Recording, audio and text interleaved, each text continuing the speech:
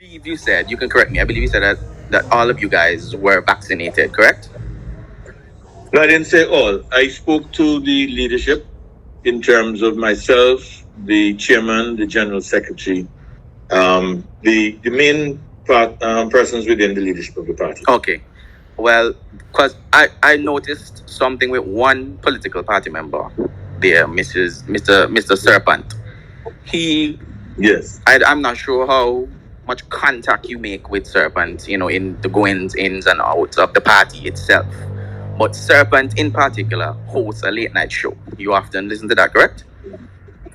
And Yes. on that show, Serpent would have various callers calling in with anti vax conspiracy theories and so on. And he does little to no correction for these members, for these callers. And Yeah.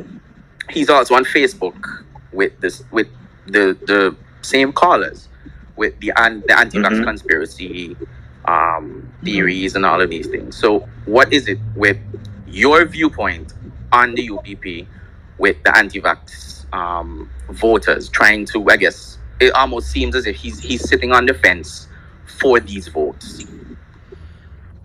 No. What I understand is that the observer has a particular mantra and culture, which is let all ideas contend. And they have practiced that. And Winston Derrick said it when he was head of the Observer Group. It doesn't matter. The Observer Group is not about preaching orthodoxy of saying you must do it this way or do it the other way. I think the Observer Group have created a platform that all persons can call in. I don't think by any means I would consider Algernon Watt Serpent to be a supporter of the Antigua Labour Party.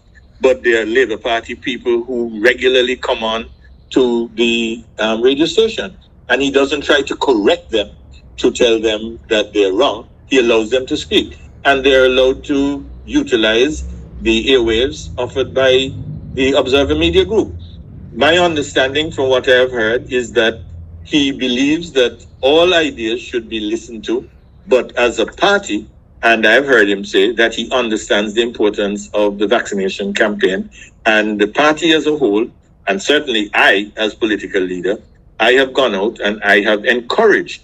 But like any organization, there are persons who are convinced to different levels. Some are totally convinced, others remain slightly hesitant. And I don't think that's different in any other organization. I was listening to CNN the other day, and while CNN has been promoting the vaccination campaign, I heard one of the hosts on CNN saying that he harbored certain doubts and he wanted them to be clarified. So it's an ongoing issue. There are lots of questions, and people want answers, and people want to be satisfied. But I can tell you, certainly from where I sit as party leader, I have done everything I can in order to encourage people to vote, to take the vaccine. I have taken it publicly. I have put it on Facebook. I did a public service announcement under the auspices of the Ministry of Health, the Environment, and Wellness. And I don't think there's very much that could be asked of me as far as that is concerned. But we're a party that we are not a cult. And therefore, we allow persons to think and we allow persons to hold views, provided they're not going to go and preach something that is totally opposite to what the party stands for. But we do not shut down people, and we allow different views to contend. I hear you loud and clear, and I agree with that. But to speak on that is that there are things when there's a dangerous line of rhetoric that is being allowed when you have someone calling in. I'm sure you know of the intercaller that calls in regularly on that show by the name of Megatron. He himself calls in with ridiculous conspiracy theories continuously, and there is no correction whatsoever, no lead to say that okay, this is where you can get information on this to combat what Megatron is saying, or even so that callers or listeners could have a comparison between the two. There is zero actual safeguarding of the information in terms of the vaccination program when it comes to that. Yes. Well, I hear what you say, but I just refer to what I said earlier, that we allow different views to content, but Observer is an independent media entity. It's not owned by the United Progressive Party. We do not sit on the board of directors of Observer. They have a policy that they allow all ideas to contend, and we're not in a position to tell them they should change that policy. But just as a matter of interest, are you a listener to Observer by any chance? Yes, actually, I listen regularly. Okay. Now, when you hear people say those things, do you lend your voice in order to make a correction? Yes, actually, I have sent WhatsApp messages multiple times, and they've never been read out on air or anything like that either. Is that true?